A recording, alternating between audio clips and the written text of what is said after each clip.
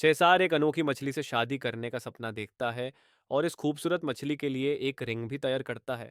लेकिन उसी पता चलता है कि वो बगी खूबसूरती उसके राजिया से भग गई है। गुस्से में वो इससे दुनिया के सभी पानी के स्रोत में धुदने का आदेश देता है। इस बीच एक नदी के किनारे अमीलिया रहती है, जबकि उसका पिता एक अंधा लोहार सुबह से काम कर रहा है। लड़का चुपके से घर से बाहर निकलता है ताकि वो स्लेडिंग कर सके, लेकिन पिता उसकी पैर की आवाज़ सुनता है और देखता है कि क्या लड़का इतना बड़ा हो गया है कि वो मददगार बन सके। अमीलिया छोटा होने का बहाना करती है और आदमी उदास होता है, उम्मीद करता है कि एक दिन वो बड़ा हो जाएगा। अमीलिया नदी की तरफ जाती है और अपनी मछली पकड़ने की रोड फेंकती है, लेकिन कोई मछली नहीं पकड़ रही। लड़का इस बारे में शिकायत करता है और अचानक पानी में हलचल मचने लगती है। एक बर्फ का स्तंभ बर्फ के छेद से बाहर निकलता है। अमीलिया पर पानी गिरता है और उसकी बल्टी में एक बड़ा पिके जादू से आ जाता है। वो घर की तरफ दौड़ता है, चूल्हा जलाता है और खाना पकाने के लिए तैयार होता है। अचानक मछली उससे बोलती है, वो उससे 3 इच्छाएं पूरा करने के लिए तैयार है अगर वो उस वापस नदी में छोड़ दे। अमीलिया अपनी पहली इच्छा गलती से खर्च कर देता है। कहता है कि वो शहर देखना चाहता है, लेकिन चूल्हे से उतरना नहीं चाहता। पिके चूल्हे को हौद से निकालकर शहर की तरफ ले जाता है। अमीलिया चूल्हे से चिपक जाता है जब वो सड़क पर दौड़ता है, गुजारते लोगों और जानवरों को डराता है। ठंड से काम पाते हुए अमीलिया रुकता है और अपनी दूसरी इच्छा खर्च कर देता है। बीच मौसम में गर्मियों की इच्छा करता है। बर्फ हरे घस से बदल जाती है और सड़क एक नदी में बदल जाती है, जहां अमीलिया गिर जाता है। वो किनारे पर चढ़ते हैं और उदास होती है कि उसने 2 इच्छा खर्च की हैं और बदले में कुछ भी अच्छा नहीं मिला। अमीलिया अपनी तीसरी इच्छा के बारे में सोचता है जब वो दकुओं से मिलता है। कोई कीमती चीज न मिलने पर वो उसकी बल्टी लेकर चले जाते हैं जिसमें पीके है। लेकिन अमीलिया मछली को देने का इरादा नहीं रखता। वो बल्टी पकड़ता है और दौड़ने लगता है, लेकिन दकू उसका पीछा करते हैं। अमीलिया पीके को वापस नदी में डाल देता है, लेकिन खुद पकड़ा जाता है और एक पेड़ पर उल्टा लटका दिया जाता है। जल्दी ही वो देखते हैं कि एक लड़की नदी से आती है। वो लड़के को आज़ाद करती है और वो तुरंत पानी की तरफ दौड़ता है, अपनी मछली को ढूंढने की उम्मीद करता है।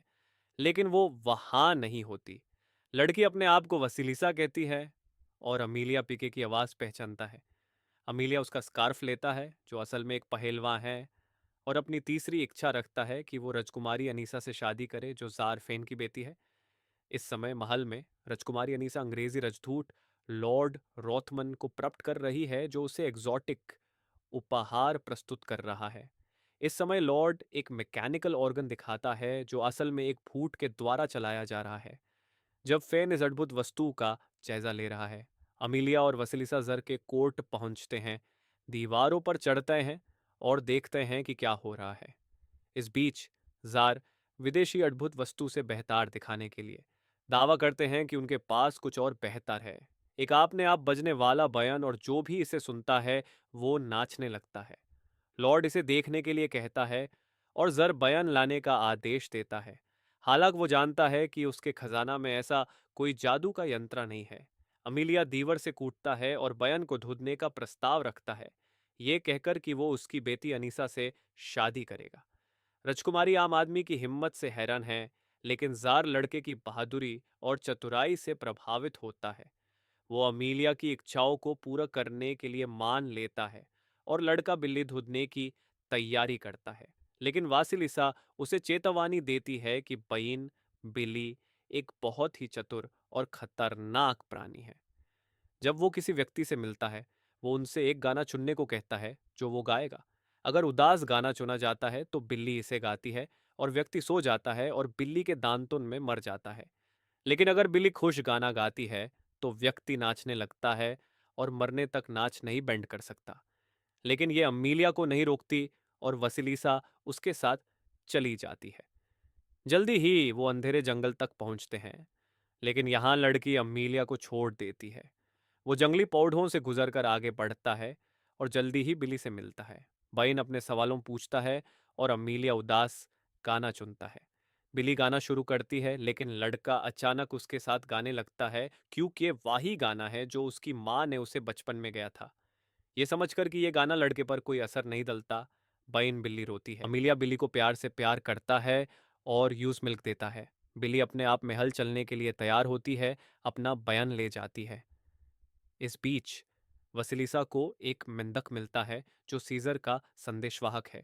वो उससे याद दिलाता है कि शादी की सभी तैयारियां हो चुकी हैं और उसे एक ड्रेस चुनने का प्रस्ताव देता है। नजदीक आ रहे अमीलिया ने इस बातचीत को सुना और लड़की समझती है कि वो सीजर की उधार में है। उसने उसे एक जाल से बचाया था और उसने उससे चेस की एक खेल में हार गया था। अमीलिया आत्मविश्वास के साथ कहता है कि वो किसी को भी आसानी से हरा सकता है, हालांकि उसे नहीं पता चेस क्या है। ये लोग महल वापस लौटते हैं जहां लॉर्ड रॉथमन राजकुमारी अनफीसा को प्रस्ताव देता है। उसकी बात को अमीलिया और बयन बिली के आने से बीच में काट दिया जाता है, जो अपना बयान लेकर आते हैं। बिली चवि दबाती है और वहां मौजूद सब लोग नाचने लगते हैं। जर बयन को सुरक्षित रखने का आदेश देता है और बयन बिल्ली को युद्ध बिल्ली बनाने का आदेश देता है। एक साधारण किसान से शादी करने में रुचि नहीं रखने वाली अनीसा एक प्लान सोचती है। सबको याद दिलेट हुए कि वो जर की बेटी है और उसके हाथ के लिए एक इच्छा कफी नहीं है। वो दूसरी इच्छा सोचने का समय मांगती है। रात को अनीसा अपनी माँ सेरीना अग्रिपीना के भूत से रब्ता करती है, जो अमीलिया के लिए एक असंभव करी को सोचती है। सुबह लॉर्ड जार को एक अंग्रेजी जूसर दिखाने की कोशिश करता है, जो एक बहुत से चली जाती है।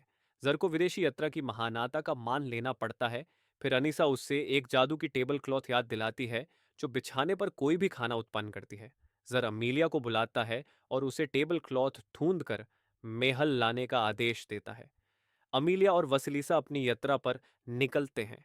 रास्ते में लड़की उसे बताती है कि जादू की टेबल क्लॉथ तो भाइयों ड्रिंकिंग मैन और ईटिंग मैन की है, जो राज्य की सीमाओं के पार स्टोन सिटी में रहते हैं।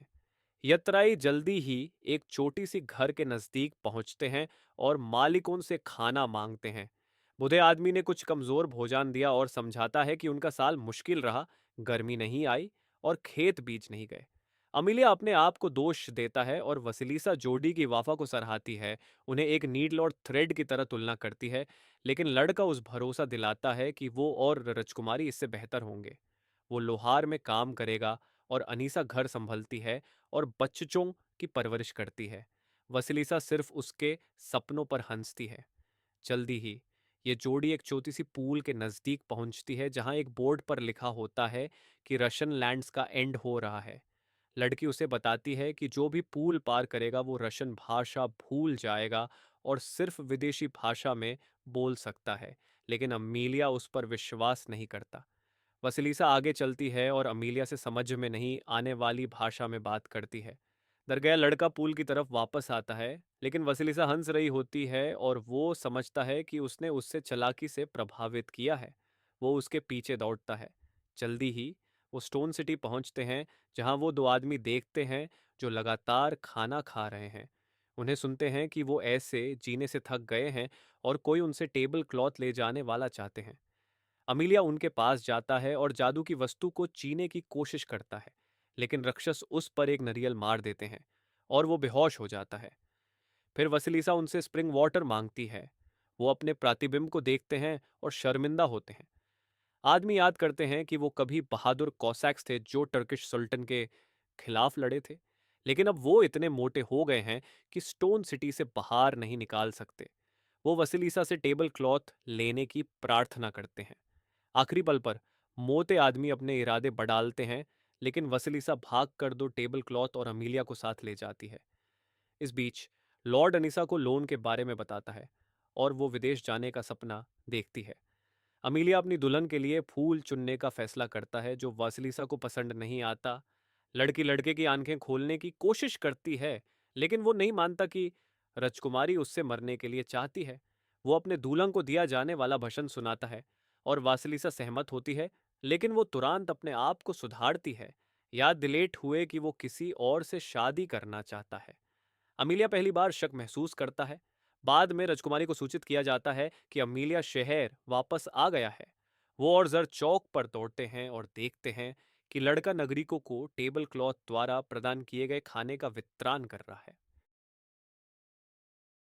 जार अपनी बेटी से कहता है कि वो लड़के के प्रति अपने दृष्टि को पुनर्विचार करे, लेकिन वो अपने पिता की आम आदमी की प्रशंसा समझ नहीं पाती और फिर से वो अपनी माँ के पास जाती है। बाद में अनफीसा घोषणा करती है कि वो शादी के लिए तैयार है, इस शर्त पर कि दूल्हा अपने माँ से आत्मा के जीवन से आशीर्वाद लाता है। जर के निराशा के बावजूद अमीलिया इस शर्त को पूरा करने का वादा करता है। रात को वसलीसा उसे बताती है कि मृत्यु की राज्य तक कैसे पहुंचना है, उसे चेतावनी देते हुए कि वहां से कोई कभी वापस नहीं आया। अमीलिया अपने तीसरे इच्छा के बारे में सोचता है, लेकिन इससे बचने का फैसला करता है। रास्ते में अमीलिया और वसलीसा अपने पिता के पास जाते हैं, लेकिन लड़का चुप रहता है, उम्मीद करता है कि उसका पिता उसकी मौजूदगी नहीं देखेगा।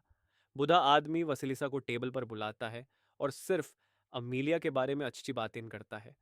फिर वो अपने बेटे को बुलाता है, क्योंकि वो उससे अपनी आंखों से नहीं बल्कि अपने दिल से देखता है। एमिलिया अपने गलतियों के लिए माफी मांगता है और फिर अपनी आखिरी इच्छा बनाता है कि उसके पिता की नजर वापस आ जाए। वसीलिसा इसे पूरा करती है। बाद में जब ये जोड़ी नदी तक पहुंचती है, अमीलिया लड़की का धन्यवाद करता है और अपने भाग का उपहार वापस करता है, लेकिन वो अब भी उसके साथ रहती है। जल्दी ही वो कोसई के रजिया पहुंचते हैं, जो मृत्यु का क्षेत्र है। कोसाई उनसे मिलने के लिए आता है और ये पता चलता है कि वासिलिसा उसकी बेटी है। उसने उसे एक पिके में बडाल दिया था क्योंकि उसने उसकी बातें नहीं मानी थी और वो एक कठिन किशोरी थी। लड़की उसे जारिन अग्रिपिना का आत्मा बुलाने को कहती है। वो उसकी फाइल देखकर पता लगाता है कि अग्रिपिना एक आम आदमी के रूप में जन्मी थी, लेकिन सिरीना के रूप में उसने आम लोगों को बहुत दबाया, जिसलिए उसे सदैव भूख का दंड मिला। कोसाई अग्रिपिना को बुलाता है और अमीलिया उसकी बेटी से शादी करने के लिए उसका आशीर्वाद मांगता है, लेकिन सेरीना इससे मना कर देती है। कोसाई ये समझकर कि उसकी बेटी अपने लिए नहीं बल्कि उसके लिए मांग रही है, अग्रिपिना को खाना दिखाकर टॉन्ट करता है, वादा करते हुए कि वो श्राप हटा देगा। वो अंत में अपना आशीर्वाद देती है, इसे जार और अनफीसा को दर्पण में दर्शकर प्रस्तुत करती है। जर खुशी से जश्न मनाता है। वसलीसा अपने पिता से विदा लेती है। वो उससे याद दिलाता है कि अमीलिया सब कुछ भूल जाएगा जो उसने देखा है और सभी को भूल जाएगा, वसीलिसा को भी। रास्ते में लड़की अमीलिया को इस बारे में बताती है और वो भयंकर हो जाता है, अचानक समझकर कि वसीलिसा उसके लिए कितनी प्रिय है। वो चीखता है कि वो उससे भूलना नहीं चाहता, लेकिन वसीलिसा सिर्फ उदासी से मुस्कुराती है। इस बीच क्रोधित अनीसा अग्रिपिना को बुलाती है और धमकी देती है कि वो अतारी को साफ कर देगी और उसे अपने दिल से हमेशा के लिए निकाल देगी। सेरेना ये मान लेती है कि लड़के के पास एक जादू का मददगार है, इसलिए जब अमीलिया अपने करियों को जादू की मदद से किया है तो उसका दंड मौत हो सकता है।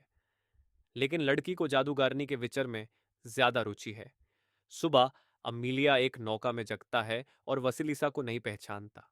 वो चला जाता है और वसीलिसा एक बार फिर से पिके में बढ़ाल जाती है और पानी में डूब जाती है। सेसर आने वाली शादी के लिए बहुत खुश है, लेकिन दुल्हन फिर से छुप गई है। अमीलिया इस बीच अनीसा के पास जाता है और अचानक मान लेता है कि वो लगता है किसी और से प्यार हो गया है, लेकिन वो याद नहीं कर पाता कि वो कौन है। जैसे ही वो शब्द सुनता है, राजकुमारी इसे पकड़ लेती है और गार्ड को लड़के को पकड़ने का आदेश देती है। अमीलिया को चौक पर ले जाया जाता है और जब यह घोषणा किया जाता है कि उसकी सारी करियन जो जादू की मदद से की गई हैं, उन्हें नृत्य किया जाता है, तो यूज फंसी की सजा दी जाती है। जरफेन, जो इस घटना से उदास है, वहां से चला जाता है और अपने अंतिम शब्द टून में अमीलिया अपने बचपन और अपने पिता को याद करता है, कुछ जरूरी याबिन को पकड़ने की कोशिश करता है और फिर वसलीसा चौक पर आती है, एक बार फिर चेजर से भागकर और एक मनुष्य रूप लेकर। लड़की अनफीसा को अमीलिया की जिंदगी के लिए अपने सेवा प्रदान करती है। अनफीसा सहमत होती है और अमीलिया को छूता देती है। लड़के को गेट से बाहर निकाल दिया जाता है। अपनी पहली इच्छा से अनीसा अपने आप को सेरीना बनाती है। जार का क्राउन उसे छीन लिया जाता है और यूज एक मिनर में बेंड किया जाता है।